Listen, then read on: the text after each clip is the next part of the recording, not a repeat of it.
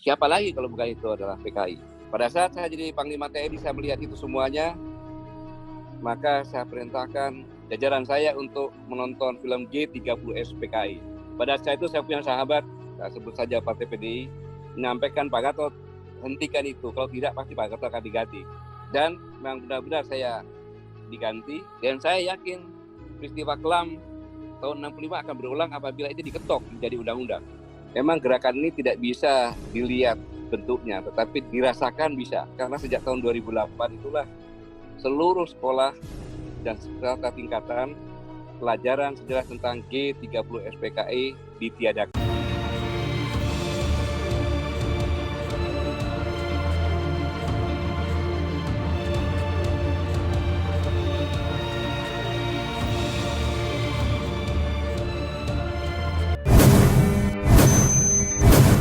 Dan saya akan mulai dengan narasumber pertama, yakni Jenderal TNI Purnawirawan Gatot Nurmantio. Pak Gatot, Assalamualaikum. Silakan, Pak Gatot. Assalamualaikum warahmatullahi wabarakatuh. Waalaikumsalam warahmatullahi wabarakatuh.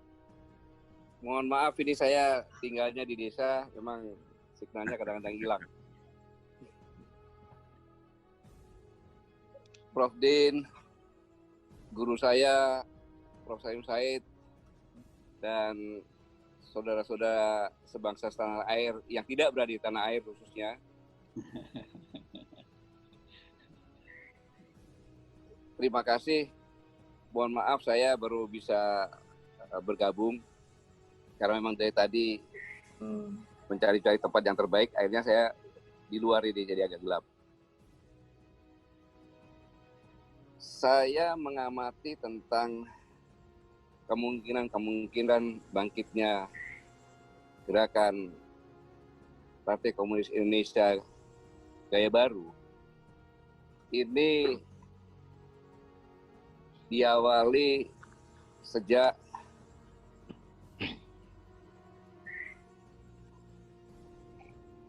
...2008. Setelah saya mendapat informasi-informasi, sehingga saya memaksakan membungkus semua gerakan ini, kalau saudara-saudara sekalian mengingat, dengan proxy war. Karena belum saatnya saya membuka bahwa itu adalah gerakan mereka. Memang gerakan ini tidak bisa dilihat bentuknya, tetapi dilihat, dirasakan bisa.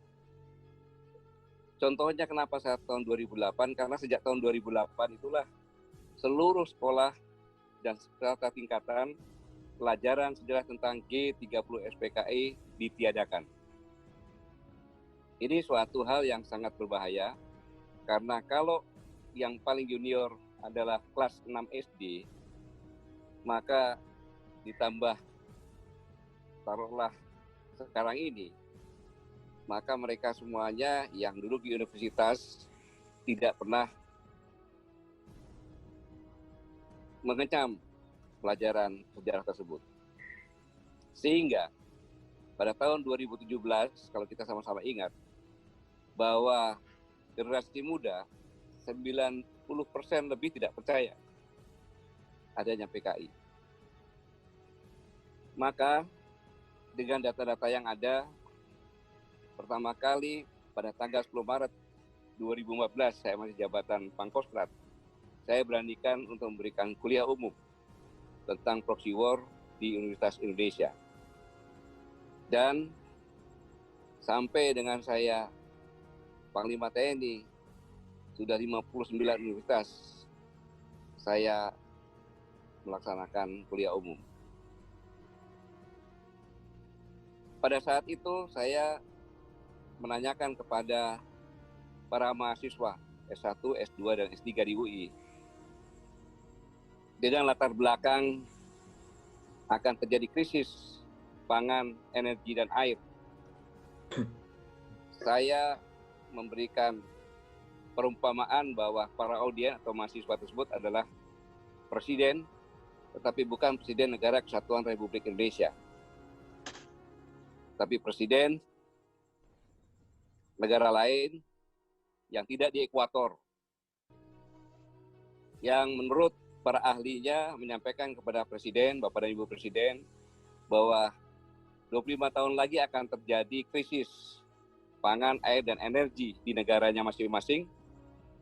Dan melihat Indonesia yang wilayahnya 1/8 garis ekuator dunia, karena kita mengalami 3 waktu, dan semua energi, sumber daya ada semuanya, apa yang akan dilakukan seorang presiden kepada Negara Kesatuan Republik Indonesia. Sangat menarik, banyak sekali, ada puluhan, tetapi yang saya tertarik dan saya catat, pertama adalah membeli undang-undang. Karena dengan membeli undang-undang, negara kami bisa memasukkan pasal-pasal, satu undang-undang, satu pasal saja, yang berguna ke depan bagi negara saya. Mereka mengatakan demikian. Bagaimana undang-undang kok dibeli? Komentar mereka, bahwa Pangkostrat, masa Bapak tidak tahu? Kan semua bisa dibeli. Kita tidak harus membeli semua anggota DPR. Cukup di komisi saja, sama sebagian yang konsep pemerintah.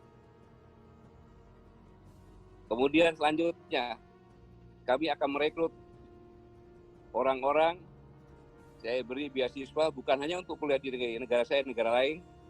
Kemudian kami juga merekrut orang-orang yang bisa kita kendalikan di Indonesia untuk kita jadikan boneka di hampir semua strata pimpinan dan staf. Yang ketiga, karena salah satu tonggak Negara Kesatuan Republik Indonesia adalah ABRI, maka ABRI harus dipecah, kemudian harus dikuasai dan dikerdilkan. Selanjutnya, jadikan Indonesia sebagai pasar. Selanjutnya,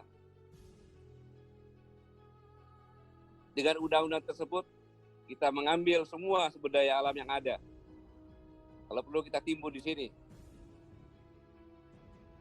Selanjutnya, kita pecahkan konsentrasinya dengan membuat gerakan-gerakan, ada separatisme, dan lain sebagainya di daerah-daerah, sehingga tidak bisa berkonsentrasi untuk membangun. Selanjutnya, generasinya dibuat instan, bahkan dikasih narkoba, dan lain sebagainya, sehingga lost generation.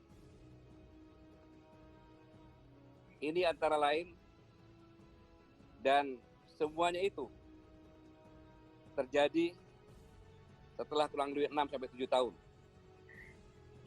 Pada saat saya jadi Panglima TNI, saya melihat itu semuanya, maka saya perintahkan jajaran saya untuk menonton film G30S PKI. Pada saat itu saya punya sahabat dari salah satu partai, saya sebut saja Partai PDI, menyampaikan, Pak Gatot, hentikan itu, kalau tidak pasti Pak Gatot akan diganti.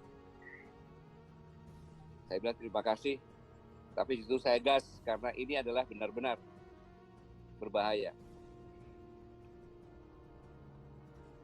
Dan memang benar-benar saya diganti. Selanjutnya, semakin nyata sekarang ini, pada saat saya menjabat,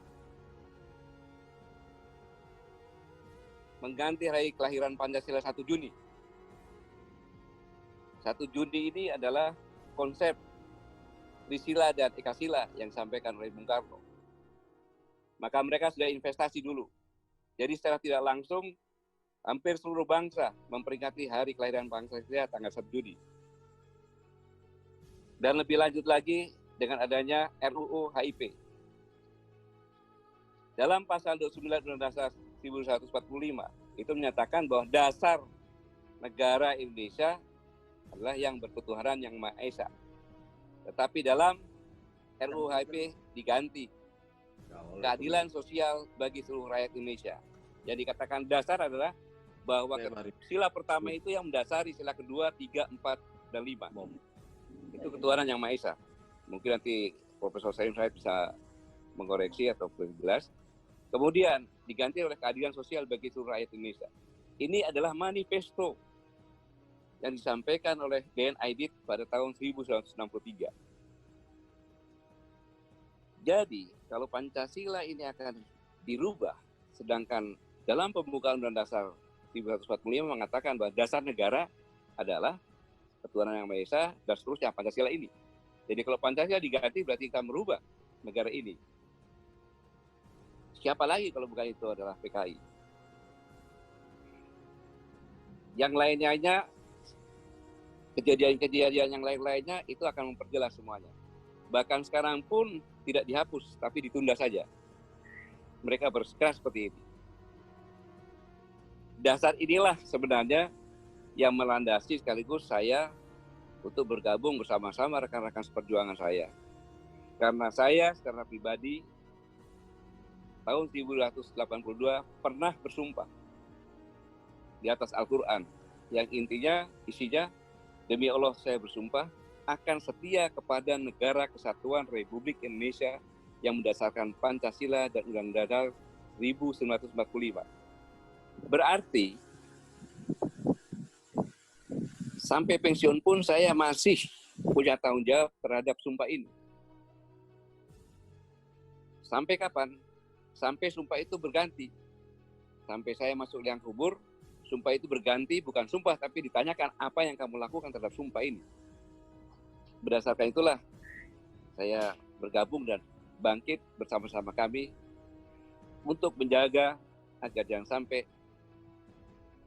Pancasila diganti. Dan saya yakin peristiwa kelam tahun 65 akan berulang apabila itu diketok menjadi undang-undang. Saya tidak bisa membayangkan bagaimana pertumpahan darah yang terjadi. Ini latar belakangnya. Saya pikir cukup sekian karena masih banyak pembicara-pembicara yang lainnya. Terima kasih. Wassalamualaikum warahmatullahi wabarakatuh.